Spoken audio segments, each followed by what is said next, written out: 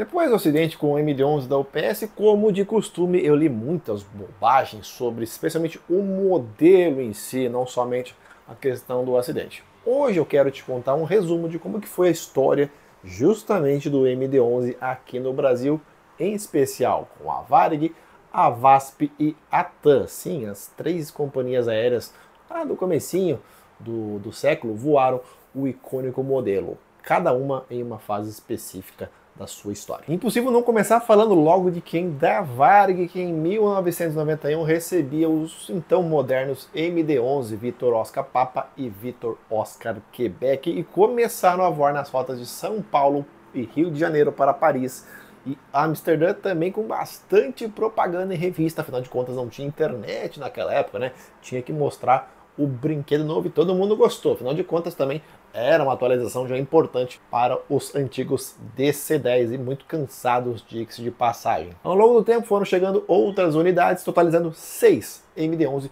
direto da fábrica, novinho. Ao mesmo tempo, algumas unidades usadas também foram compradas pela Varig, sendo o Victor Quebec Índia o primeiro ER de alcance estendido. E em 1998, os aviões da Varig já voavam aí, só para você ter uma ideia, só estou falando do MD-11, tá?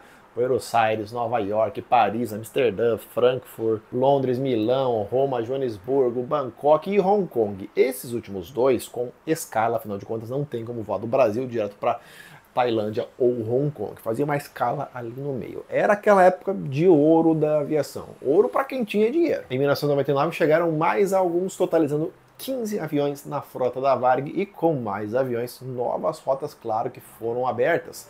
Miami, Copenhague, Los Angeles, Tóquio e Nagoya. Sim, tinha voo até para Dinamarca, que é totalmente impensável você ter voo, mesmo com escala em algum ponto maior, uma cidade maior no caso da Europa, depois seguir para Dinamarca. Que louco! Só que em 2000 a Varig começou a receber algumas unidades da já praticamente falida VASP, que respirava ali por aparelhos. Pois é, eu já vou falar também dos MD-11 da VASP. Enquanto começava a aposentar justamente os primeiros MD-11. Em 2003 pegou algumas unidades usadas da então Swiss Air, devido a custos mais baixos, até um motor diferente, e a Varig já vinha mal das pernas naquela época. Em 2004 eram 15 aviões ativos e em 2005 devolveram os outros. Até que tivemos inclusive duas unidades cargueiras, né? O Papa Lima Golf Delta e o Lima Golf Eco.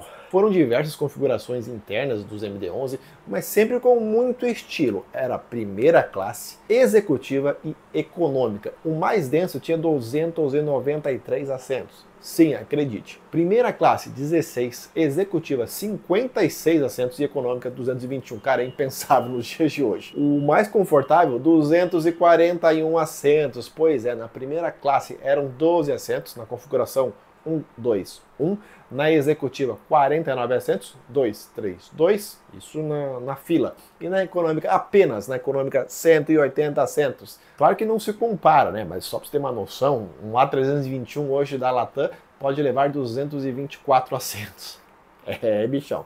Voar naqueles tempos era muito bom, mas tinha que ter dinheiro, porque o conforto também era incomparável com os dias atuais. O final dos MD-11 da Varig é muito bem conhecido. A má fase da empresa, os altos custos para manter um avião daquele porte e a mudança na aviação mundial, especialmente depois do 11 de setembro, foram decisivos aí para o fim da empresa, fora a questão de gestão, dívidas, uma bola de neve. E foram 26 unidades voadas, não todas ao mesmo tempo, entre 1991 e o final da companhia lá no ano de 2006. Lá se vão 20 anos de Varig, já com essas duas que foram convertidas para carga, a Varig Log. Quem não lembra da Varig, primeiro era a Varig Cargo, né? Depois virou Varig Log. O Victor Oscar Quebec, que ficou muito famoso mundialmente, especialmente por ter trazido o corpo do Ayrton Senna aqui para o Brasil, depois que ele morreu em 1994, aquela tragédia na pista de Imola durante uma corrida de Fórmula 1.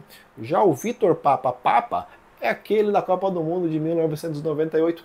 Sem palavras, gente, cara, sem palavras para falar dessa pintura, que eu acho uma das mais lindas, pelo menos aqui na aviação brasileira, que assim, a gente tomou um apavoro na Copa? Tomou um apavoro, mas pelo menos o avião era bonito. Já o Victor Tango Hotel recebeu o esquema da Star Alliance, que era a parceria, os code share da Varig na época, assim como o Victor Tango Uniforme. E o Vitor Tango Índia recebeu detalhes mais modestos ali para a Copa de 2006. Parece que o Brasil já sabia que ia levar fumo nessa Copa também, né? E aí deixou pintar coisinha de leve. Portanto, essa que você está vendo aí são as 3 fases da pintura da Varig nos MD-11. Qual que você acha mais bonita? Eu vou falar agora por mim, tá? Eu tive o prazer de conhecer de pertinho tanto os MD-11 cargueiro quanto na versão de passageiros lá no aeroporto de Curitiba. Inclusive, tinha um voo para os Estados Unidos com uma escala, porque o aeroporto de Curitiba é uma pista muito curta até hoje. Eu não sei se a escala era no Rio, se era em Porto Alegre, se era em São Paulo, eu realmente não sei. Eu não consigo lembrar desse detalhe, eu não achei essa informação. E o avião ficava parado por um bom tempo lá no aeroporto Afonso Pena, e aí, como eu tinha acesso à pista, especialmente depois de 2005, trabalhar no aeroporto naquela época, era um sonho realizado, né? Tipo assim, nunca voei na MD-11, porque era muito caro na época, 2005, 2006, ali 2001, quando eu vi ele pela primeira vez, era muito caro.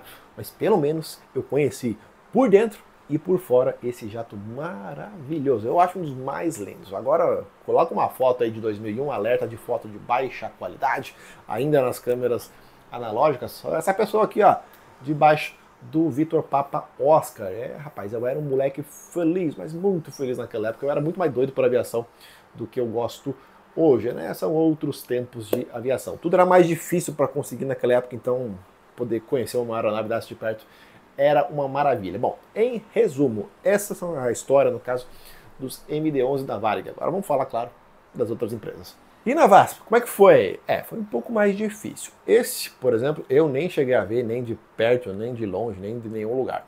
Os primeiros que chegaram foram o Papapapa Sierra Oscar Whiskey e depois o Sierra Oscar Zulu, ambos no ano de 1992. Faz tempo. Mas eu adorava as propagandas daquela época. Era assim, ó, Astro da VASP, sim, chamavam assim o seu MD-11, e com a chegada de mais jatos, a companhia também começou a voar para diversos destinos no mundo. Rapaz, América do Norte, por exemplo, eu vou citar alguns aqui: Nova York, Miami, Los Angeles, Toronto, América do Sul, Caribe ali, Buenos Aires e Aruba.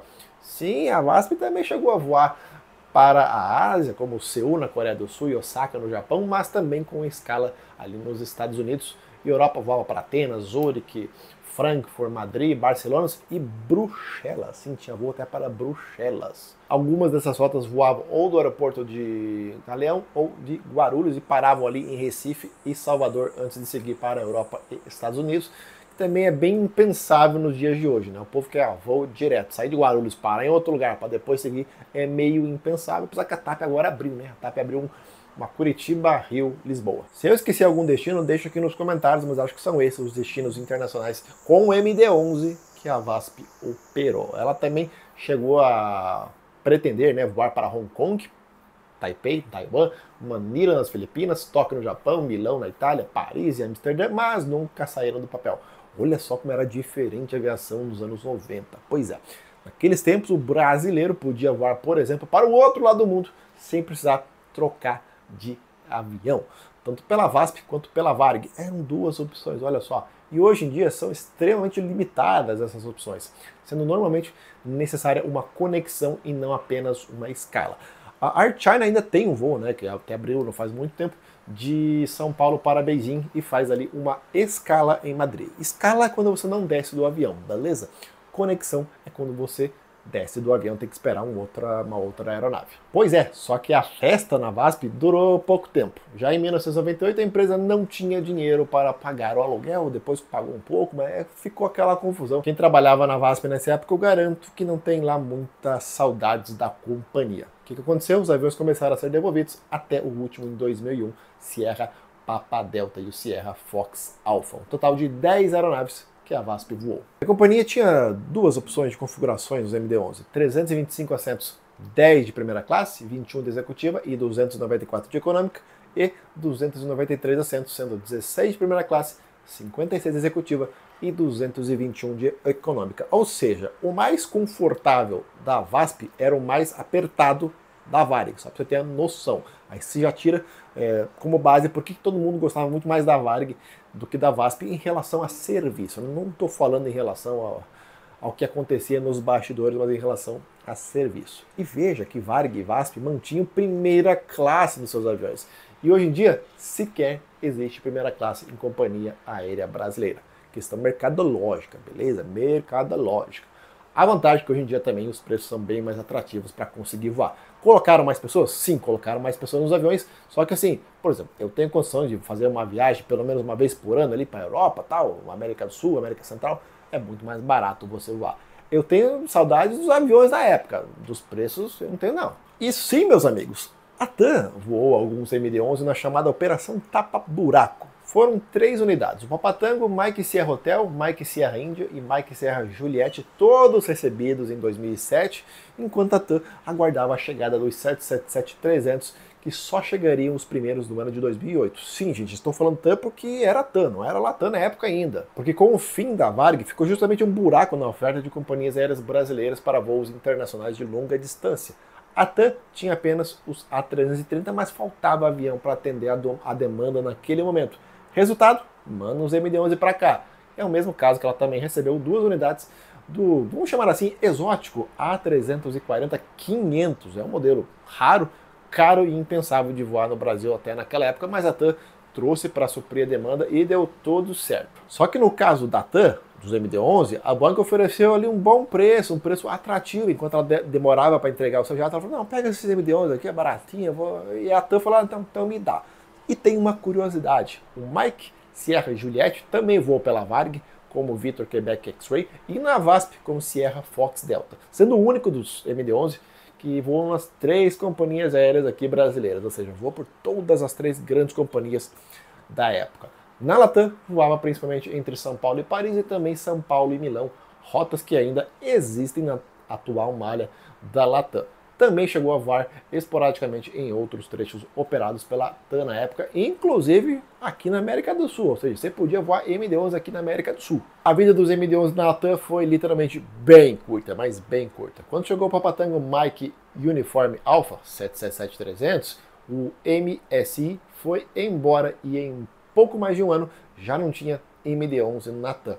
Eu, pelo menos, não vi ao vivo. Eu estava vivendo também uma outra fase da minha vida, então não conseguia acompanhar a aviação. Fase, diga-se de passagem, muito trabalho. Agora, em novembro de 2025, ainda existem algumas unidades voando na Operação Cargueira, parados no momento, né, devido a uma ordem do FAA, justamente para inspeção de segurança depois do acidente com a UPS, mas tem algumas unidades que voaram por companhias aéreas brasileiras, tanto na UPS quanto na FedEx. Só que não foram produzidos muitos, apenas 200 MD-11 na história e muitos deles voaram aqui no Brasil. Hoje são pouco mais de 50 unidades voando nos Estados Unidos em empresas cargueiras. Se você quiser que eu faça um vídeo sobre as asneiras comentadas do acidente da UPS e sobre o MD-11, deixa o comentário que eu faço um vídeo exclusivo. Mas tem que ter bastante comentário, que daí eu faço. Rapaz, cada asneira.